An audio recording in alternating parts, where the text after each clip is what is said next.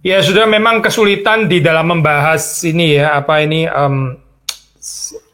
intro seri kitab dari Perjanjian Baru ini seperti saudara juga bisa notice gitu ya, ini ada kitab yang padat sekali seperti misalnya surat Roma atau keempat Injil ya, Markus, Matius, Lukas, Yohanes, dan ada surat yang pendek sekali seperti ya 3 Yohanes ini, 2 Yohanes, 3 Yohanes ini sangat pendek ya, satu pasal saja gitu. Dan ya kita nggak peduli ya, soalnya kita tetap menggunakan satu kali pertemuan gitu. Jadi ini kadang-kadang ya untuk surat yang panjang yang padat sekali seperti nggak cukup, but anyway ini introduction ya. Tapi untuk surat yang pendek seperti ini betul-betul pendek ya. Ini apa? Apalagi kalau kita melihat korpusnya ini ya, sebetulnya kan itu hanya yang di tengah saja, jadi betul-betul pendek ini. Kita nggak akan pakai banyak waktu untuk malam hari ini ya, jadi mungkin kita bisa selesai earlier gitu di dalam pembahasan surat yang ketiga Yohanes. Nah kalau sudah melihat ini juga ada kemiripan ya saya dengan 2 Yohanes. Ini sebetulnya surat 3 Yohanes ini assume surat 2 Yohanes ya. Dan saudara bisa melihat di dalam bagian ini kita bisa baca sih ya saya, ini apa sama gitu, sangat mirip di dalam konteks Johannine teologi yang ditekankan di sini adalah truth atau kebenaran dan kasih ya, kebenaran dan kasih. Kedua istilah ini ya, misalnya kita membaca sudah di dalam ayat yang pertama ya, dari penatua Yohanes, maksudnya presbiter Yohanes kepada Gaius yang kekasih, yang kukasihi dalam kebenaran. Dan bukan cuma di dalam ayat 1 ini saja, kalau saudara membaca misalnya ayat 3 ya. Sebab aku sangat bersuka cita ketika beberapa saudara datang memberi kesaksian tentang hidupmu dalam kebenaran. Sebab memang engkau hidup dalam kebenaran ya. Jadi ini kebenaran ini diulang-ulang di dalam surat Yohanes yang ketiga. Dan juga kasih ya, kalau sudah membaca selain di dalam ayat yang pertama, kita membaca juga di dalam ayat yang kedua ya, ini saudaraku yang kekasih. Ya memang ini di dalam bentuk sapaan ya, tapi tetap saja ada istilah kekasih di situ. Dan kemudian ayat yang kelima juga di dalam bentuk sapaan, saudaraku yang kekasih ya. Saudaraku yang kekasih ya, ayat yang keenam. Nah ini kalau ini bukan dalam bentuk sapaan, saudara membaca, mereka telah memberi kesaksian di hadapan jemaat tentang kasihmu ya. Jadi sekali lagi kebenaran dan kasih ini sentral, ini adalah dua istilah yang sentral di dalam profil teologi surat Yohanes yang ketiga ini ya. Kita sudah pernah jelaskan, saya nggak akan mengulangi, kita nggak bisa bicara kebenaran tanpa kasih, kita juga nggak bisa bicara kasih tanpa kebenaran. Tapi mungkin setelah kita mendengar kalimat ini, kebenaran dan kasih ini apa sih, konkretisasinya itu apa gitu? Apa yang dimaksud dengan kebenaran di sini ya?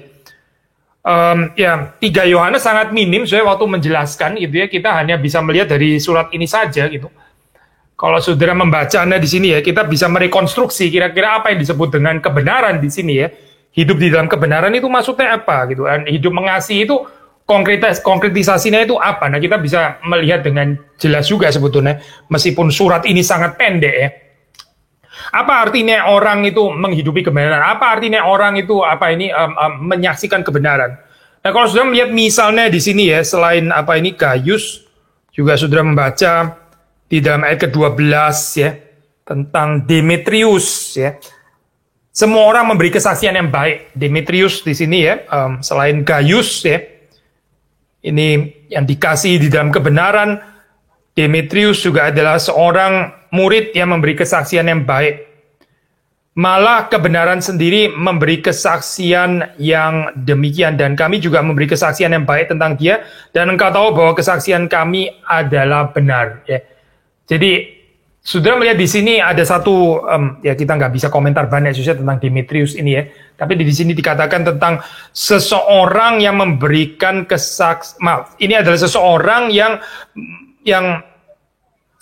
memberikan kesaksian yang baik ya, dan orang-orang yang lain juga mengatakan bahwa kesaksiannya itu baik. Dan bukan hanya itu ya, kesaksian daripada Yohanes ya, dan gerejanya dan komunitasnya dan jemaatnya itu juga menyaksikan bahwa Demetrius itu memiliki kesaksian yang baik ya, kesaksian yang benar.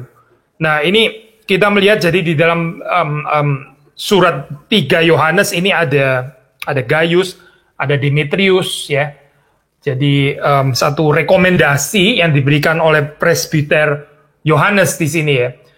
Tapi sekali lagi ya, pertanyaannya ya, apa itu kesaksian yang baik itu apa ya kira-kira gitu? Maksudnya kalau kita melihat hanya dari 3 Yohanes ya, kita hanya bisa membaca di sini merekonstruksinya, yaitu bagaimana seseorang itu bersikap menghadapi ya atau terhadap pengkhotbah atau misionar keliling ya. Jadi di dalam zamannya Yohanes ini, presbiter Yohanes, ada pengkhotbah keliling, ada misionari-misionari yang pergi dari satu tempat ke tempat yang lain.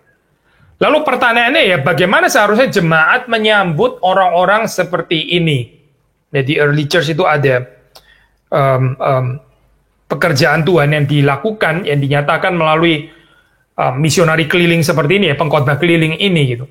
Nah, saudara mendapati di dalam surat 3 Yohanes ini ya, ada disebut itu di dalam ayat yang ke-9 ya, itu ada yang namanya Diotrephes ya, Diotrephes.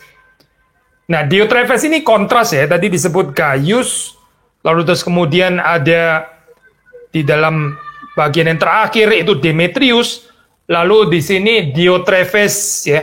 Siapa itu? Nah, inilah saya, orang ini ya tidak mau menerima pengkhotbah keliling itu gitu.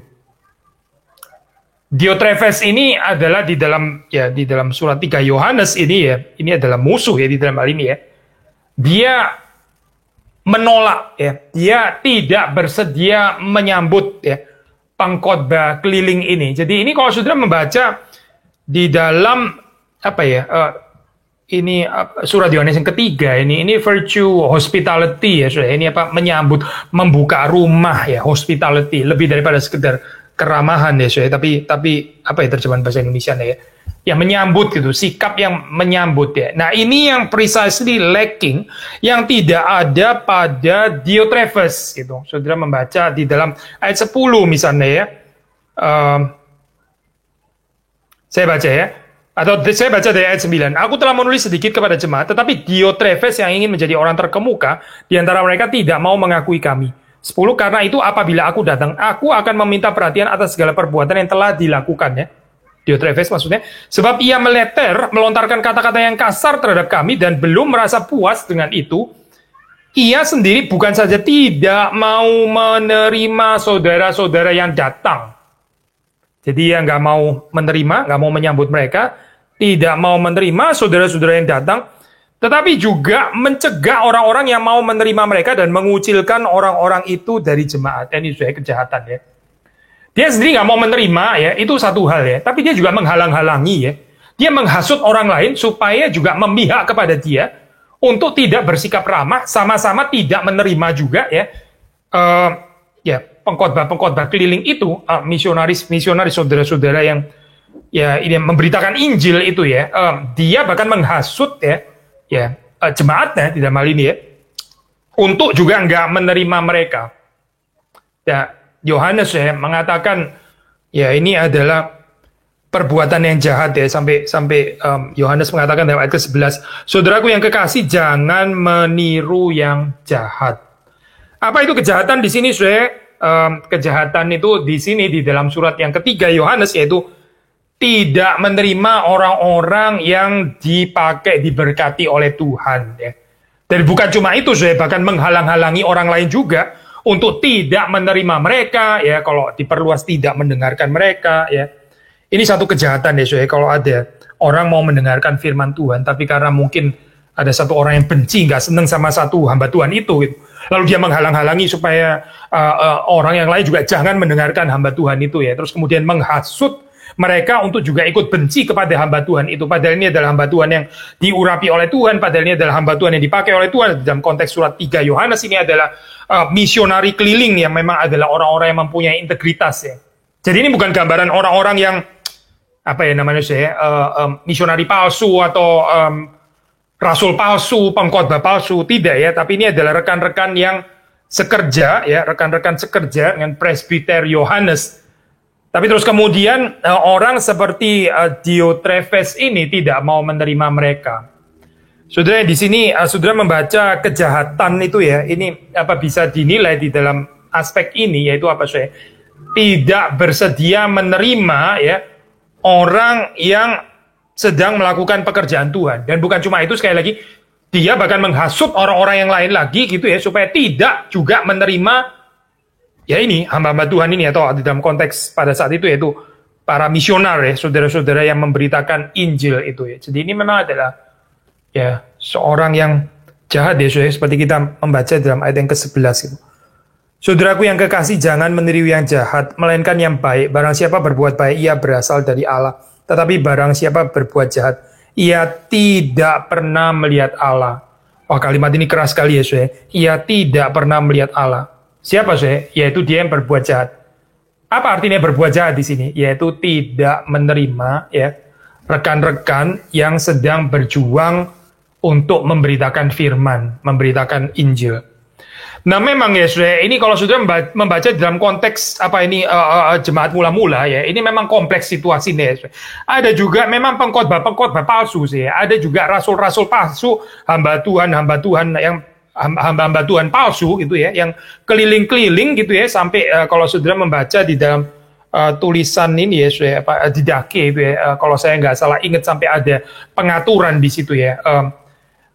Orang yang apa ini ya, mesti ada pengaturan ya. Orang kalau sudah misalnya menumpang di rumahmu, tapi terus dia nggak keluar gitu ya, lebih daripada 3 hari, terus dia terus mau tidur di sana ya, tidur di sana gratis, makan gratis, terus akhirnya jadi benalu gitu misalnya ya, jadi parasit gitu ya, ya bahkan usirlah orang-orang seperti itu, karena itu bukan pengkhotbah keliling yang diutus Tuhan, itu orang-orang yang menjadi beban sebetulnya bagi jemaat ya. Itu orang yang pura-pura menjadi hamba Tuhan, tapi sebenarnya kehidupannya hanya membebani jemaat ya. Nah itu diatur saya. Jadi memang ada juga ya orang-orang yang keliling-keliling ini ya, ternyata guru-guru palsu. Ternyata dia adalah pengkhotbah palsu ya, mengaku-ngaku seperti kayak misionaris yang diutus Tuhan, padahal mereka adalah benalu saya sebetulnya, parasit gitu. Nah sehingga tentu saja di dalam keadaan seperti ini perlu apa ya? Perlu discerning spirit ya saya, perlu karunia untuk membedakan roh ya. Yang mana ini hamba Tuhan yang sungguh-sungguh, yang memiliki integritas. Yang mana ini ya sebetulnya hamba Tuhan yang cuma kerjaannya cuma mengeruk uangnya jemaat gitu misalnya. Di dalam hal ini cuma membebani jemaat gitu ya. Tapi atas nama Injil, atas nama kebenaran, ya atas nama memberitakan firman Tuhan, tapi ujung-ujungnya dia sebetulnya cari duit gitu misalnya ya. Itu jemaat perlu ada discerning spirit di dalam hal ini gitu.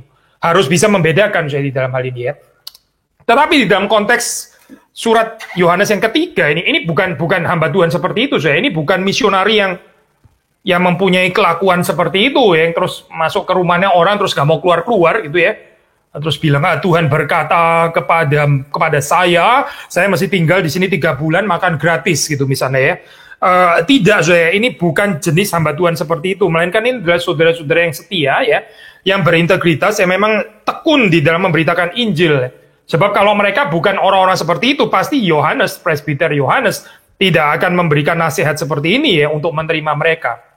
Jadi sekali lagi, yang disebut melakukan kejahatan di sini tidak bukan adalah yaitu tidak bersedia menerima ya orang-orang yang diutus Tuhan, dan bukan cuma itu, bahkan menghasut ya, menghalang-halangi orang lain juga membuka rumahnya ya, menjamu dan menerima misionaris-misionaris yang dipakai oleh Tuhan itu. Jadi ini Diotrephes ini memang adalah seorang yang seorang yang jahat ya saya, sampai Yohanes mengatakan dia orang yang seperti itu, ia tidak pernah melihat Allah. Serius ya saya, orang yang nggak ada hospitality itu saya. Kalau menurut konsep teologi surat 3 Yohanes, tidak pernah melihat Allah. Kalau kita nggak pernah membuka rumah kita ya saudara untuk orang lain deh, saudara nggak menyambut orang lain, dan saudara tahu ini adalah orang yang Tuhan itu sedang pakai ya, dipakai oleh Tuhan, tapi kita nggak menyambut mereka ya. Yohanes mengatakan dia tidak pernah melihat Allah. Wah ini kalimat radikal sekali saudara. Saudara mesti baca ini di dalam pengertian apa ya, yang tentu saja ini ini adalah firman Tuhan ya. Karena kalau dari perspektif liberal bisa saja ditafsir ini saya. Ini Yohanes ini kayaknya nggak bisa menguasai emosi ya. Mentang-mentang orang itu mengatakan kalimat kasar, akhirnya dia bales kalimat yang nggak kalah kasarnya dengan mengatakan orang ini tidak pernah melihat Allah gitu ya. Seperti kayak presbiter Yohanes itu penuh dengan dendam kesumat gitu misalnya. Ada loh saya teolog yang menafsir ke arah sana ya. Jadi di sini di dalam tafsiran ini yang benar Diotrephes, yang masalah ini presbiter Yohanes. Unthinkable ya, tafsiran kayak begini nih ya bisa eksis gitu. Jadi jelas ya di dalam tafsiran seperti itu mereka nggak punya kerendahan hati ya untuk melihat ini sebagai firman Tuhan, jelas bukan. Jadi dibalik jalan ceritanya ini kayaknya integritas Diotrephes. Yang betul itu Diotrephes itu ya. Yang salah yang maksa ini sebetulnya presbiter Yohanes. Yang salah di sini sebetulnya presbiter Yohanes. Heran deh saya bisa ada teolog menafsir seperti itu saya. Tapi kita nggak percaya, kita nggak mengikuti tafsiran itu ya saya nggak tahu kalau sudah yakin dengan tafsiran itu. Tapi itu tafsiran yang sama sekali nggak berguna saya. Yang betul adalah di sini kita bisa melihat ya presbiter Yohanes itu memperingatkan jemaatnya agar mereka tidak seperti Diotrephes yang sempit hati ya, yang nggak seneng ini ya, yang diri hatinya jahat ya, yang menghasut ya, suruh orang nggak usah mendengarkan khotbahnya ini gitu ya, padahal itu adalah orang yang dipakai oleh Tuhan gitu, ya kejahatan seperti ini ya. Tapi waktu kita membaca persoalan gimana sih sebetulnya apa ya, kenapa orang bisa berlaku seperti ini? Nah surat Yohanes yang ketiga ini juga menjelaskan saudara perhatikan ya, ini problem klasik ya, problem klasik waktu dikatakan di dalam ayat ke-9 ya, Diotrephes yang ingin menjadi orang terkemuka di antara mereka. Ingin menjadi orang yang terkemuka. Ini bahasa Inggris ya, ini Diotrephes who likes to put himself first. Diotrephes yang suka untuk menempatkan dirinya sebagai yang pertama. Ya memang problematis ya orang ini gitu. Nggak usah heran ya kalau terus kemudian dia nggak memiliki hospitality ya. Kalau dia nggak mau menyambut orang-orang yang dipakai oleh Tuhan. Kenapa sih? Ya karena dia mau jadi bos di situ gitu. Hati-hati ya sih. Hati-hati ya. Saudara dipanggil di gereja itu bukan jadi bos. Gitu. Saudara dipanggil di gereja itu menjadi pelayan. Saya berkata kepada semua orang, nggak peduli saudara awam atau saudara hamba Tuhan ya. Hamba Tuhan juga ada yang bosi sih.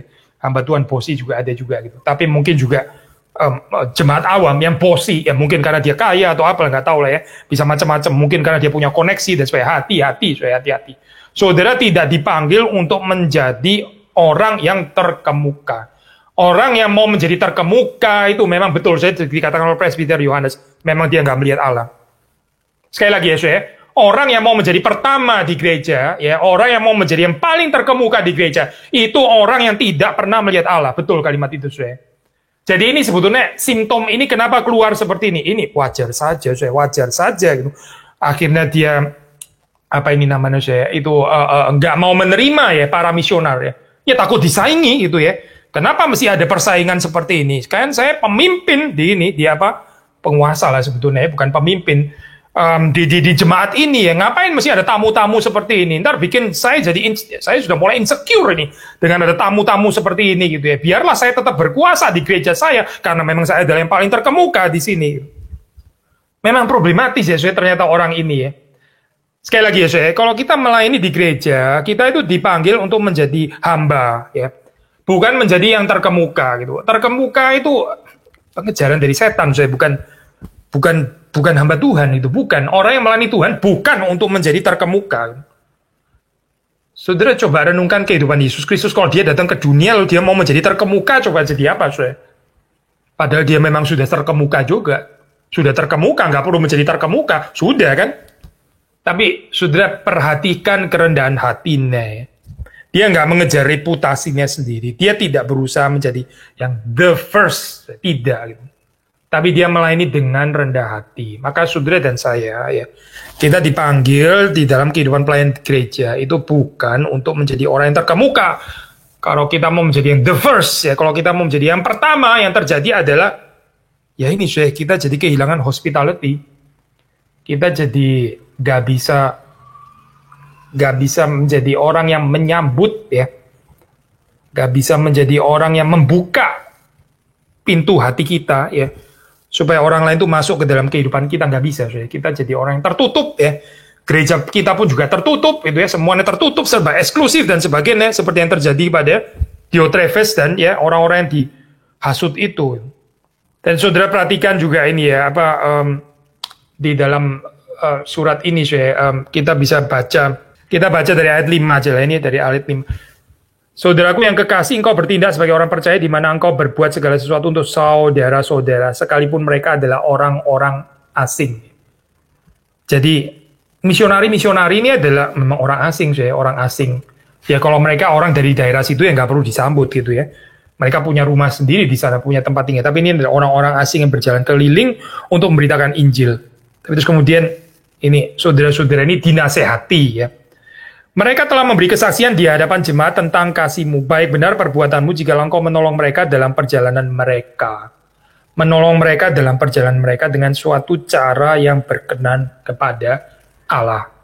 Saudara, orang-orang yang seperti ini ya, itu membaktikan hidupnya kepada Tuhan ya. Mereka meninggalkan segala sesuatu ya dengan satu kehidupan yang minim ya. Wajar ya kalau jemaat itu terus kemudian memperlengkapi pengkhotbah-pengkhotbah keliling seperti itu ya. Karena mereka ini adalah orang-orang yang betul-betul menyatakan kehidupan yang bergantung kepada Tuhan. Orang-orang yang hidup bergantung kepada Tuhan seperti ini ya. Kita mesti belajar menghargainya. Dan Presbiter Yohanes mengencourage jemaat itu ya, yang kepada ini ya, kepada mereka dia menulis ini dan juga kepada ini ya, kepada Gaius ya,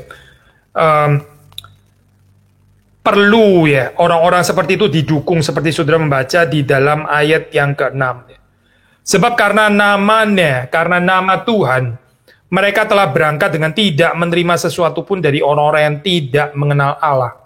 Saudara perhatikan ya, ini adalah orang-orang yang berintegritas. Mereka bukan perampok, mereka bukan orang-orang yang cinta uang ya. Bahkan mereka tidak menerima dukungan daripada orang-orang yang tidak mengenal Allah. Nah ini apa, gengsi atau apa saudara? Bukan gengsi ya saudara, ini satu prinsip yang indah sebetulnya. Orang yang nggak mengenal Allah, bagaimana dia bisa mengerti pekerjaan Tuhan ya? Saudara kadang-kadang mendengar ini ya, apa itu, Pendeta Stephen Tong ya, ini waktu di dalam acara besar ya, ini dia bisa mengatakan kalimat ya, saudara yang belum menjadi Kristen, saudara yang belum percaya ya, saudara tidak perlu untuk memberikan persembahan ya. Ada kalimat seperti itu saya kadang-kadang ya. Jadi saudara yang memang belum mengerti ya, belum mengerti kenapa saya mesti memberikan persembahan ya. Belum mengenal Yesus Kristus yang berkorban ya, memberikan dirinya bagi kita, tebusan bagi kita, yes, jangan memberikan persembahan. Dan kalau memberi persembahan ya nggak perlu diterima di dalam hal ini ya. Nah ini yang dikatakan di sini. Kalau saudara membaca dalam ayat ke-7 ya, sekali lagi ya, jangan ditafsir seperti kayak sombong bener ya pengkhotbah keliling ini ya, gengsinya tinggi. Ini bukan soal gengsi ya, ini prinsip kerajaan Allah ya. Karena namanya mereka berangkat dengan tidak menerima sesuatu pun dari orang yang tidak mengenal Allah. Ya sudah betul, mereka tidak menerima dari orang yang tidak mengenal Allah ya. Tetapi terus kemudian kita yang percaya ya, kita yang percaya adalah rekan-rekan sekerja, kita wajib menerima orang-orang demikian supaya kita boleh mengambil bagian dalam pekerjaan mereka untuk kebenaran. Jadi ini yang di encourage ya oleh Yohanes, oleh Presbiter Yohanes, penatua Yohanes, kita wajib menerima orang-orang yang demikian. Orang-orang yang tidak mengenal Allah ya, nggak mendukung mereka, itu is just correct. Nggak ada yang salah ya, memang mereka belum mengerti pengorbanan Kristus dan sebagainya. Mereka nggak memberi persembahan. Ya, wajar-wajar saja gitu. Tapi kita ini orang yang mengenal Allah, kita ini orang yang percaya kepada Yesus Kristus, kita menerima orang-orang yang demikian, supaya kita boleh mengambil bagian di dalam pekerjaan mereka untuk kebenaran. Lalu terus kemudian masuklah ayat 9 ini ya. Aku telah menulis sedikit kepada jemaat, tetapi ya Diotrephes yang ingin menjadi orang terkemuka di antara mereka tidak mau mengakui kami. Ya, ini Diotrephes ini orang yang ya mau menjadi terkemuka, akhirnya apa sih? Ya, nggak bisa submit ya. Saudara perhatikan ya. Orang-orang di gereja ya itu yang mau menjadi terkemuka, ya dia mau menjadi yang pertama, biasanya ciri khasnya itu gampang sekali saudara melihatnya. Dia tidak bisa submit. Dia nggak bisa submit, saya. Dia mau menjadi yang terkemuka, dia mau orang lain yang submit kepada dia. Jadi dia menjadi pemimpin, oke, gitu ya. Kita semua submit kepada dia, tapi dia sendiri nggak mau submit kepada orang lain. Perhatikan ya, saya. Inilah sikap seperti Diotrephes. Kita berharap saya di dalam gereja di mana kita beribadah ya, gereja saudara, gereja saya gitu ya, nggak ada orang-orang seperti itu ya, karena orang-orang seperti ini sekali lagi menurut Yohanes ini orang yang nggak mengenal Allah gitu. Kalau dia mengenal Allah saya, dia tidak seperti ini. Apa sih saya artinya menjadi terkemuka di dalam dunia yang sementara ini gitu ya? Apa artinya saya? Apa nggak lebih baik nama kita dikenal oleh Tuhan? Bukankah itu lebih menyenangkan? Gitu? Kok mau menjadi terkemuka di gereja gitu ya? Heran sekali ya saya. Jadi ini sesuatu yang merusak ya sebetulnya ya. Dan saudara perhatikan seperti dikatakan di dalam bagian ini ya, Diotrephes ini tidak mau mengakui, kalau saya pakai bahasa Inggris saya di dalam ini ya ke-19, dia ini does not acknowledge our authority ya. Ini bahasa Indonesia tidak mau mengakui kami. Maksudnya mengakui di sini apa ya gitu? Tepuk tangan gitu ya. Acknowledge atau apa? Bukan, saya bahasa Inggrisnya lebih jelas ya. Acknowledge apa ya? Acknowledge autoritasnya Presbiter Yohanes. Sekali lagi ya. Kita assume di sini tentu saja Presbiter Yohanes ini bukan orang yang abuse authority ya, tapi orang yang diberkati, dipimpin oleh Tuhan ya. Memang dia yang seharusnya di dalam posisi kepemimpinan. Tetapi terus kemudian Diotrephes ini tidak rela, saya nggak bisa submit ya kepada otoritas yang sudah diatur oleh Tuhan itu ya. Sekali lagi ya, kesulitan submission ya di dalam gereja itu seringkali menyatakan apa sih? Seringkali menyatakan orang itu mau menjadi yang pertama. Orang itu mau menjadi yang pertama.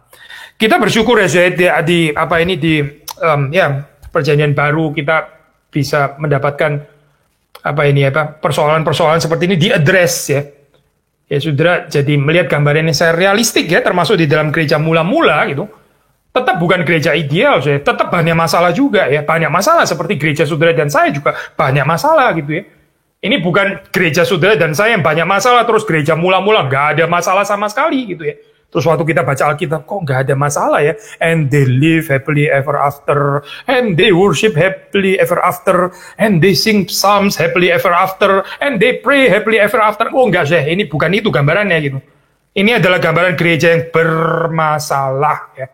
Dan kita bersyukur ya ada gambaran gereja bermasalah seperti ini diadres ya. Di dalam pimpinan Roh Kudus ya ditulis persoalan ini ya. Saudara baca surat Korintus, saudara baca Efesus ya, saudara baca Galatia ya, dan saudara baca surat Yohanes, saudara akan mendapatkan memang ini ya gereja juga banyak masalah. Sampai sekarang juga dan dari dulu juga sudah banyak masalah ya. Tapi dengan adanya persoalan yang seperti ini ditulis ya, saudara dan saya jadi bisa belajar gitu. Kita bisa belajar gitu. Ini ternyata bukan hal baru ya. Di gereja ada orang yang menjadi yang terkemuka, terus kemudian dia nggak mau mengakui otoritas ya. Dia nggak mau submit kepada otoritas orang yang memang ditentukan oleh Tuhan di sana. Sekali lagi ya, saya baca di sini. Ayat ke-9 dalam bahasa Inggris, I have written something to the church, but Diotrephes, who likes to put himself first, does not acknowledge our authority. Ya. Jadi, ya, dia ini memang tidak mengakui otoritas dari Presbiter Yohanes ya. Jadi dia mau menjadi yang pertama ya. Dia mau bersaing di sini ya kepemimpinannya dengan kepemimpinan ya Presbiter Yohanes ya. Ya, saya tahu saya kalau saudara berada di dalam gereja seperti ini ya, itu luar biasa melelahkan ya, saudara. Sangat-sangat melelahkan ya. Ini persaingan kepemimpinan ya. Gak ada poinnya saya melayani seperti ini ya. Betul-betul very tiring gitu, lebih tiring daripada persiapan PA, lebih tiring daripada persiapan khotbah, lebih tiring daripada banyak hal yang lain. Kenapa? Ya karena orang mau menjadi yang terkemuka ya. Tetapi kalau kita semua bertumbuh, ini harusnya bisa dihindari gitu. Harusnya ini bisa dihindari ya. Sehingga ya nggak perlu lah mau menjadi terkemuka di dalam jemaat itu. Poinnya apa gitu ya dalam hal ini gitu. Lebih baik kita berlomba-lomba ya, kalaupun mau tetap berlomba-lomba saling melayani, berlomba-lomba di dalam menyambut ya, orang yang dipakai Tuhan, kita berlomba-lomba di dalam saling melayani, dalam saling mengasihi, di dalam saling menghargai orang lain dan sebagainya. Ini lebih indah daripada this kind of insecurity karena mau menjadi yang pertama di dalam gereja ya. Ini penyakit lama ya ini. Sin of pride sin of pride. Akhirnya nggak bisa submit ya, terus kemudian menolak otoritas yang dipercayakan Tuhan dan seterusnya dan seterusnya dan seterusnya. Saudara dan saya perlu belajar di dalam hal ini ya, untuk ya mati terhadap keinginan nggak mau menjadi yang terkemuka ya. Dan bukan cuma itu sekali lagi ya, ini loh bahaya menghasut gitu ya. Pertama, dia nggak bisa menerima otoritasan presbiter Yohanes. Terus kemudian menghasut ya jemaat yang lain juga untuk tidak submit kepada presbiter Yohanes ya. Ini wah betul-betul kejahatan ya saudara. Sekali lagi ya, ini dia sendiri nggak bisa submit dan dia hasut orang lain ya, supaya juga nggak usah submit dengan otoritas yang ditetapkan oleh Tuhan. Jadi ini merusak ya saya, betul-betul merusak pekerjaan Tuhan. Dan tadi kita sudah katakan juga termasuk menghasut jemaat supaya apa sih? Supaya nggak usah buka pintu terhadap apa ini pengkhotbah keliling itu tadi gitu, misionaris yang sedang keliling itu ya. Padahal mereka itu pelayanannya tulus, tapi jemaat dihasut untuk kamu jangan menyambut mereka. Ini seperti kayak apa ya saya? Apa menunjukkan satu kekuatan power gitu ya? Memang kalau saya nggak mau terima, lu mau apa gitu? Nantang ya saya, challenge gitu ya. Yang di-challenge siapa? Ya ini presbiter Yohanes gitu. Kepemimpinan daripada presbiter Yohanes ya, yang sedang di-challenge sebetulnya gitu. Dengan dia berusaha mengumpulkan ini ya.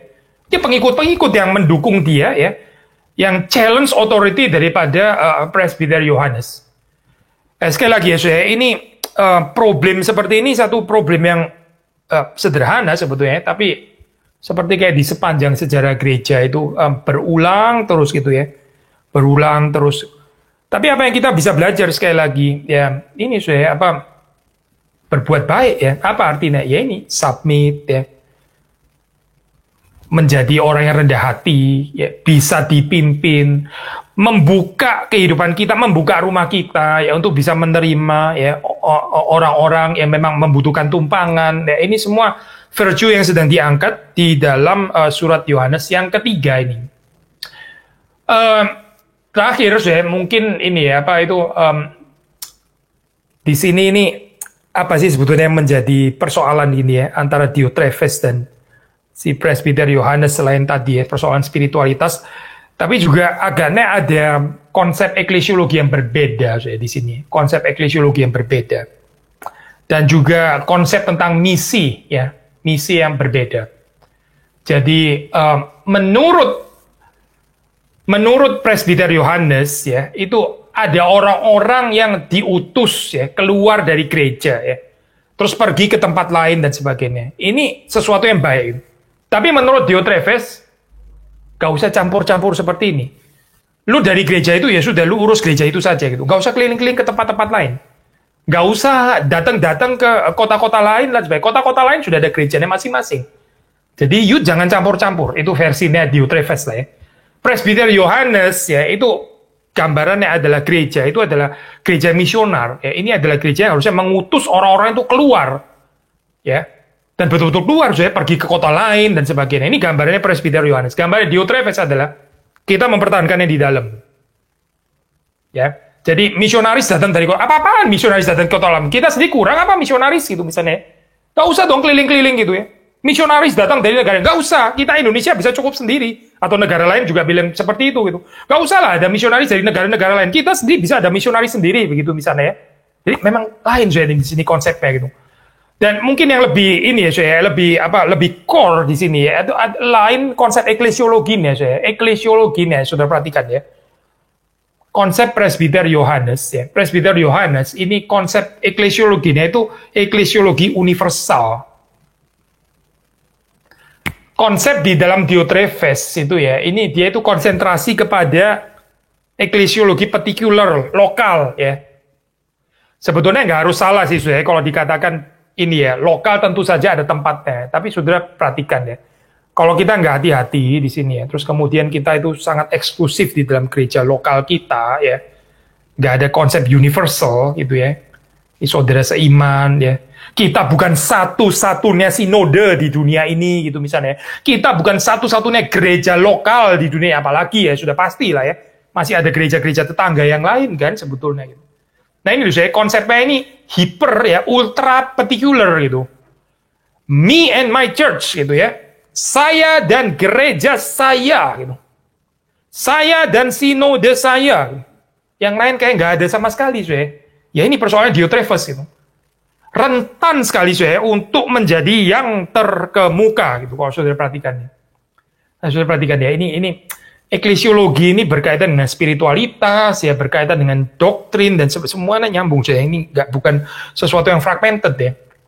Eklesiologi kita seperti apa? Soalnya kalau eklesiologi kita salah konsepnya, kalau kita nggak ada konsep universal ya, akibatnya ya ini ya, ada saudara-saudara dari tempat lain dan sebagainya. Jangan buka pintu gitu ya.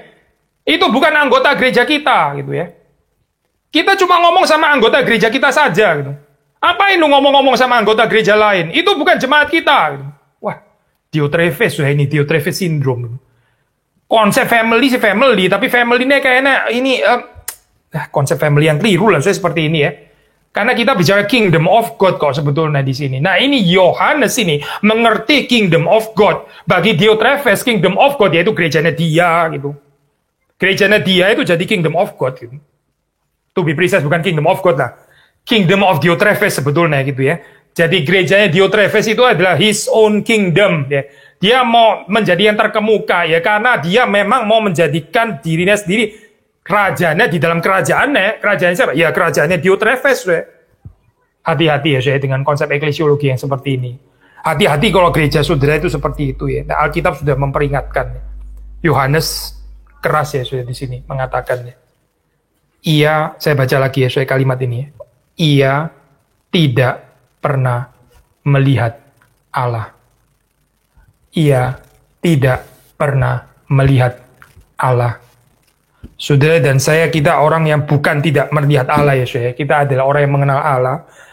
Kita melihat Allah, ya kita melihat kerajaan Allah. Kita dilahirbarukan. Maka apa saudara? Maka sikap seperti Diotrephes ini sama sekali nggak kompatibel saya untuk orang percaya. Gitu. Ini bukan tanda orang percaya. Gitu. Orang percaya tidak seperti Diotrephes. Orang yang nggak pernah melihat Allah itu yang seperti Diotrephes. Saudara jangan baca, judgmental bener ya ini Yohanes itu ya. Atau mengikuti tafsiran liberal itu. Ini kayaknya yang salah deh kalau saya pikir-pikir lagi kayaknya presbiter Yohanes deh ini. Siapa sih di sini sebetulnya yang abusing authority, Diotrephes atau Yohanes sih sebenarnya gitu ya. Ya saudara mau baca ke arah sana ya terserah ya. Tapi menurut saya ini bahaya sekali kalau sudah baca terbalik. Yang benar jadi salah, salah jadi benar gitu ya. Kalau kita menghargai ini adalah firman Tuhan yang inspired oleh Roh Kudus, Yohanes di sini menulis di dalam inspirasi ilham Roh Kudus ya. Kita berarti sedang belajar sesuatu problem eklesiologi, problem gereja ya. Sekali lagi ya, surat ini pendek sekali, tapi sebetulnya yang diadres persoalan yang sangat penting ya. Sederhana juga sih sebetulnya persoalannya ya.